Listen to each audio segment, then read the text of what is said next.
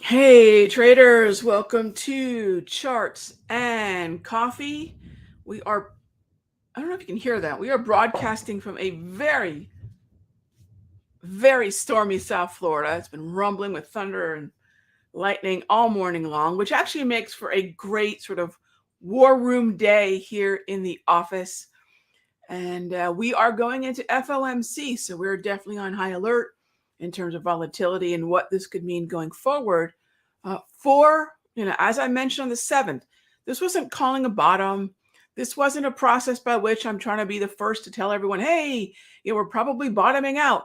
This was a process based on macroeconomic understanding in terms of where we are within this overall move. So I'm doing something I don't do very often, although it is part of my overall approach to time frame. I'm looking at 3 time frames: 5-minute, daily, and weekly. Weekly is for position trades, daily is for my swing trades, and 5-minute is for my day trades.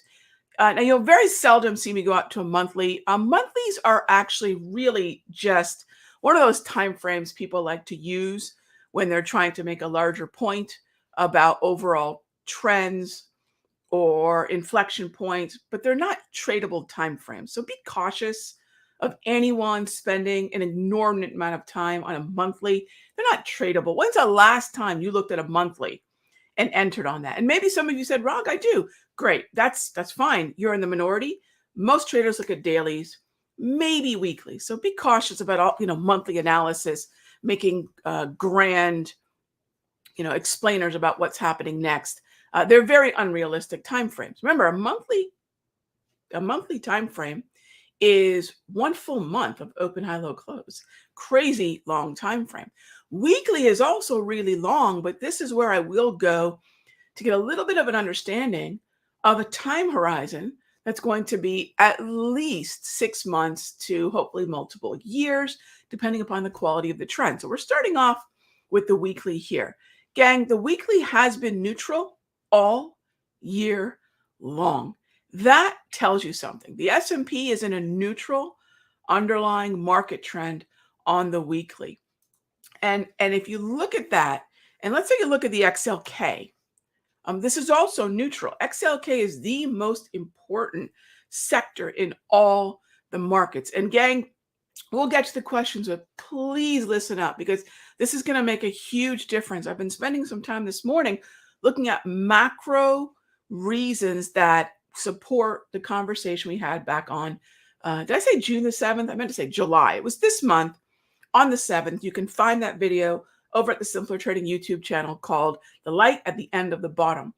And rather than pull out some secret squiggle, I've got plenty of my own to say, well, the secret squiggle is telling us this is a monetary policy event. It's a monetary policy owned macroeconomic cycle.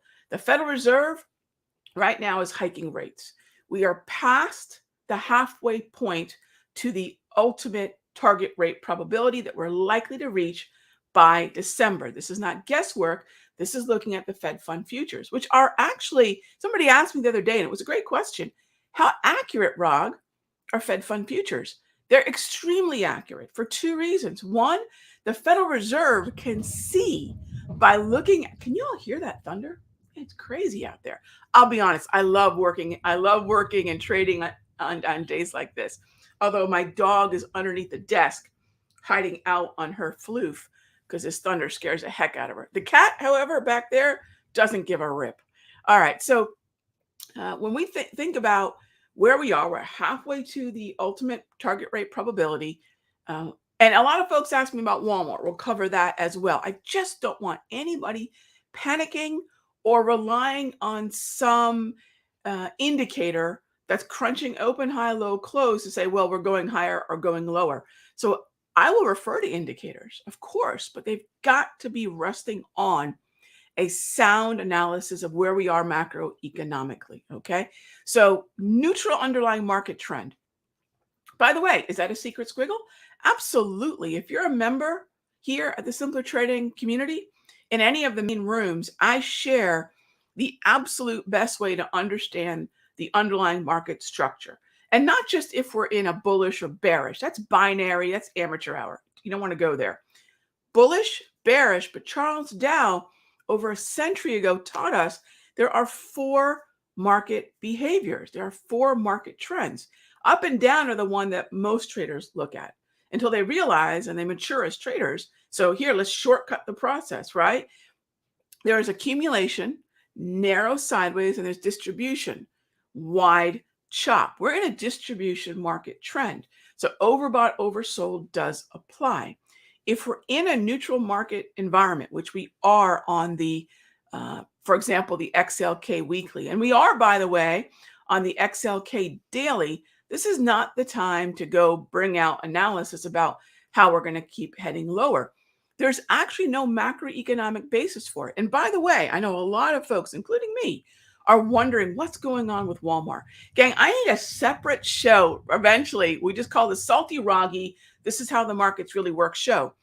Not about secret squiggles alone, not about price action alone, but really triangulating macro, price action, and yes, indicators, technicals, and then realizing you really need all three. You know, if you're just going with a secret squiggle, incomplete. If you're just going with price and ignoring macro, again, incomplete. Does Walmart change the narrative? I don't believe it does, not one bit, gang. I really don't. Yes, it's going to be opening down around 120. It hit 119, but we've been here, gang. Ask yourself, are we going anywhere new? Walmart going from 132 to say 119 really isn't a big deal. Let me ask you something. If you've already seen the movie before, are you going to be surprised by the ending any longer? No way. We've seen this movie. We bottomed out around 117.35, and you can see the 200 EMA propulsion sitting at 137. Quite frankly, anything happening in that 20-point range is really relatively uninteresting because we've been back and forth this path before. Does that make sense? So don't look at the move alone. Ask yourself, is this something that we've never seen? Is this a new high, a new low? Is this a shift in the underlying market trend? And it is at the moment. Take a look. Even if we're to open way down there, is this somewhere new? Not at all. So this doesn't shake anything up. What you might want to do if you're looking at Walmart and wondering, what does this mean?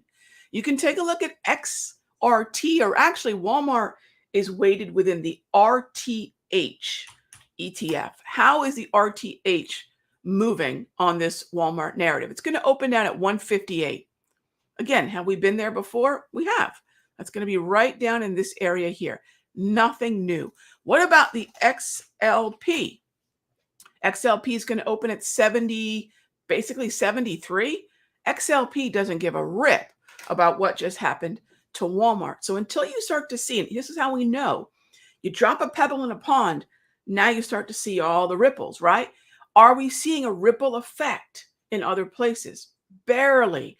So I'm not making Walmart really something that I need to go seek shelter over. It itself has not even put in a new low. If we put in a new low, we'll recalibrate what our analysis is. If anything, this area around 120, 121, I wish we got down to 117, 118. That would have been nice. We could have looked potentially at an aggressive fade, and I would have looked to get long calls if that were the case. All right, so let me show you an image here.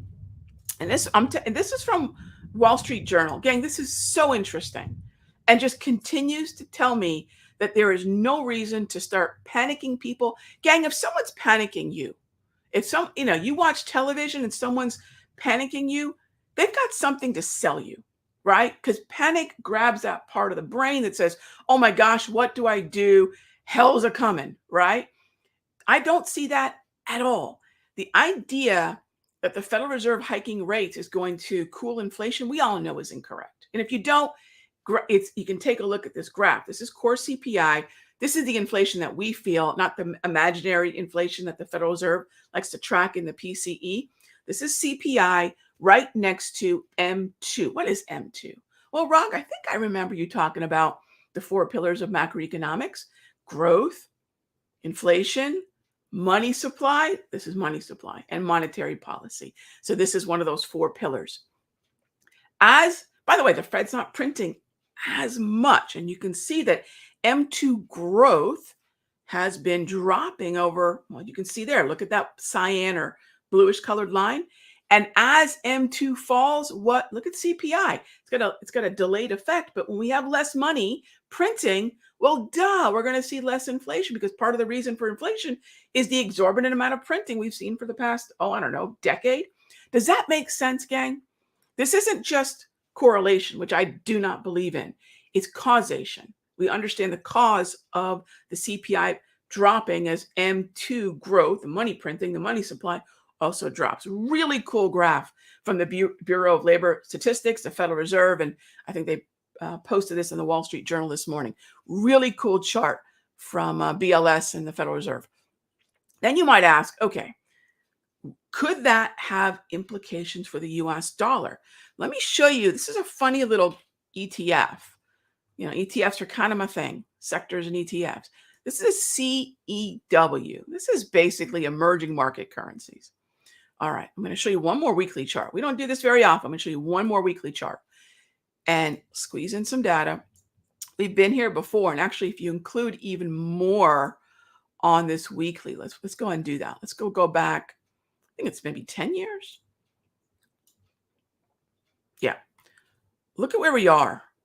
Okay. Again, this is not a liquid ETF, but it's an interesting group of bonds, longer term treasuries, and sort of an emerging markets currency. Look, not emerging markets as an EEM, which is heavily weighted in China anyways. This is a currency view as far as the dollar, because if we're talking money supply, we're talking dollars, right? How many dollars are being printed?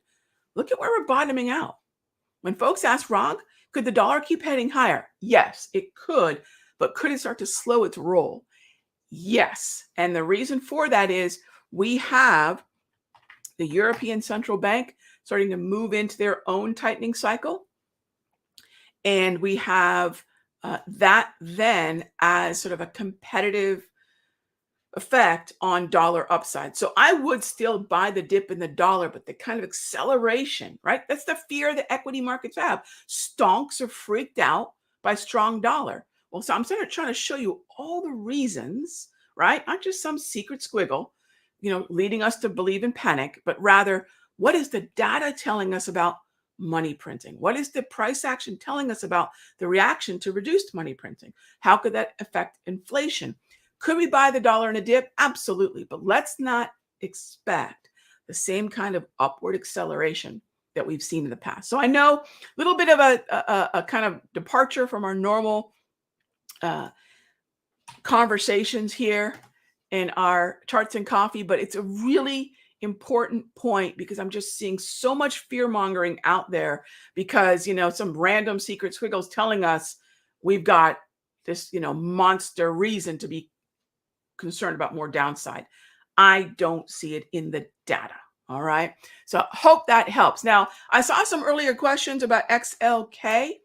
And so in terms of XLK, is it buy the dip? No, I'm not crazy about sell the rip, frankly, either. I'd like to, but although if there is anything to do, it is absolutely overbought XLK, secret squiggle, right? My slow stochastic. Gang, if you don't have a way to understand overbought and oversold and the momentum coming out, the confirmation, if you will, right? When you hear momentum, think confirmation.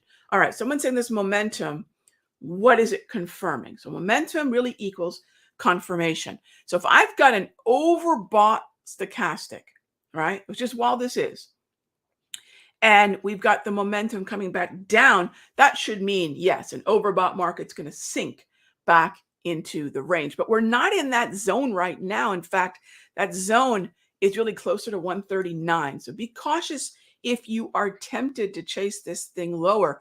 please don't chase. We're going to open up around 136 even. We are not in the zone right now at all. All right, next up is Schlumberger. All right, so take a look at Schlumberger.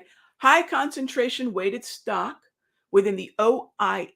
So Schlumberger and Halliburton are really, for the most part, your oil services ETF weighting. Is it in a downtrend? Yes. If we have a downtrend, and again, my members here, community here at Simpler Trading, let me show you something here. So the Simpler Futures room, the day trading room, the Simpler Options room, as well as, of course, my Sector Secrets Mastery, you all have access to this thing.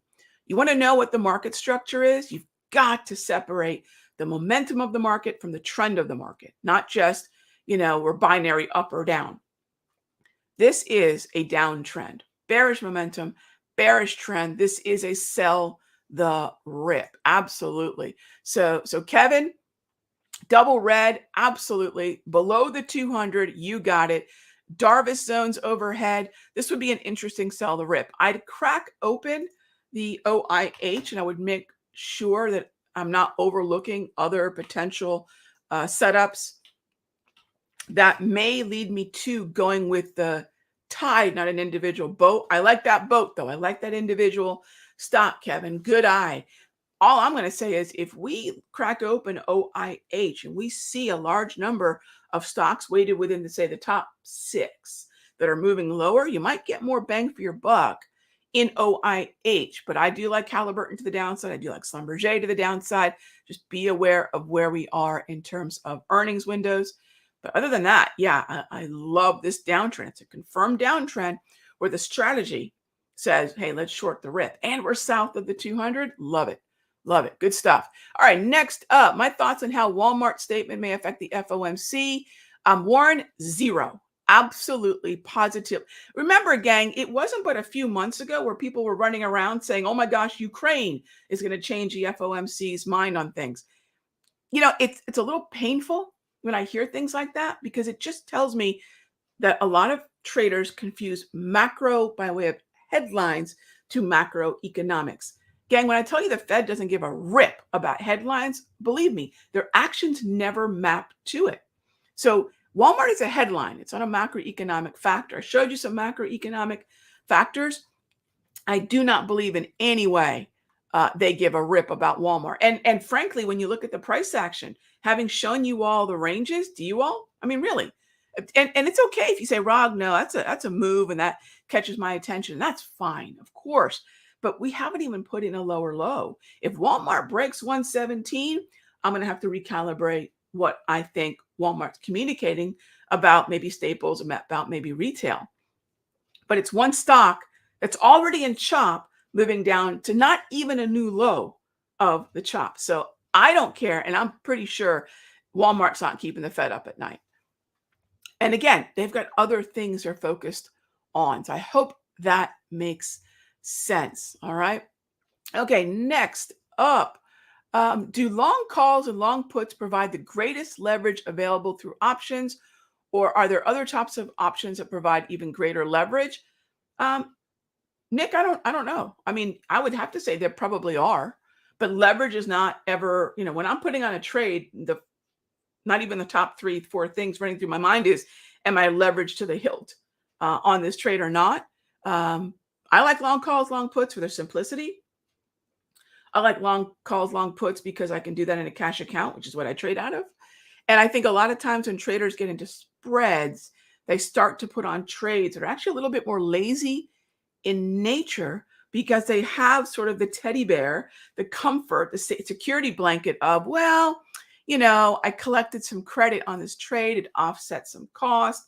I think it sets them down a really bad path. So I'm sure there are, but I just really, frankly, I don't concern myself with it because, ultimately long calls, long puts take care of what I need to. The risk is easy to define. The trades are easy to put on. And I just like the nature of being able to trade out of a cash account. Next, and also it keeps us true to our budget because spreads open the door to trading things that we normally may not have the budget for. And this is where I think a lot of traders, especially small account minded or small account traders, right? They're trying to grow an account. They're in that growth mindset. They start swinging for the fences with those spreads. It never goes anywhere well. I've never seen anyone with a small account putting on spreads, over leveraging, actually do anything but gut their account. So that's another reason I shy away from that. And I thank you for the question. What are my thoughts on Lilly? Buy the dip. It's a fantastic look. This is how easy the uptrends are. If you can look at a traffic light, you can either look at the trade flags, which I give away for free to our members, or our multi-trend, which I give to our Sector Secrets folks, or anyone who's taken any of my recent classes. Look, that's an uptrend. Green grab candles, upward sloping wave. This is buy the dip. Now, to talk about it now, I'll tell you, frankly, this is really after we've already made two really nice dips. I would wait for another dip. It is definitely a very nice uptrend within the context of what is a very choppy XLV. Gang, I would be very cautious jumping into XLV. It's been choppy for a very long time, right? This is the year. Most of this year has been spent in chop. So what I would do is I would forego XLV. And if you want to find relative outperformance to the up or downside, there are some downside relative outperformance stocks in XLV as well. Things that are moving lower like MDT. Contrast that with things that are moving higher like Lilly. These are both top 11 names within XLV. So I would forego XLV itself, focus on, do I want to be a buyer or a seller? Right now, I would largely want to be bearish because, well, XLV is heading up towards an overbought zone. So for overbought and toppy, then I'd rather focus on things going to the downside. Once we get down to, say, 125 and change, then I'll flip and say, okay, XLV could be oversold, finding support. Now let me go focus on something like Lilly. But Lilly should be fine. It's been defying, the pull of the XLV. Just wait for a dip. Again, into the wave. It makes it very, very simple. Start with market structure. Acknowledge that you're in a stock that is not necessarily moving with the broader sector, and then go from there. All right. So I hope that makes sense. And I will see you all tomorrow. Same time, same station. Thank you as always for joining me for charts and coffee. Gang, please take to heart what I was explaining in the beginning of the show. Really, really important right now. Okay. All right, if you have any questions, as always, feel free to leave them in the comments below. I know some of that stuff I covered the first 12, 13 minutes or so might be new to you all. Leave your questions, leave your comments, whatever feedback you have. I do read it every day. Thanks for smashing the like button, and I will see you tomorrow. Same time, same station. Be good to each other.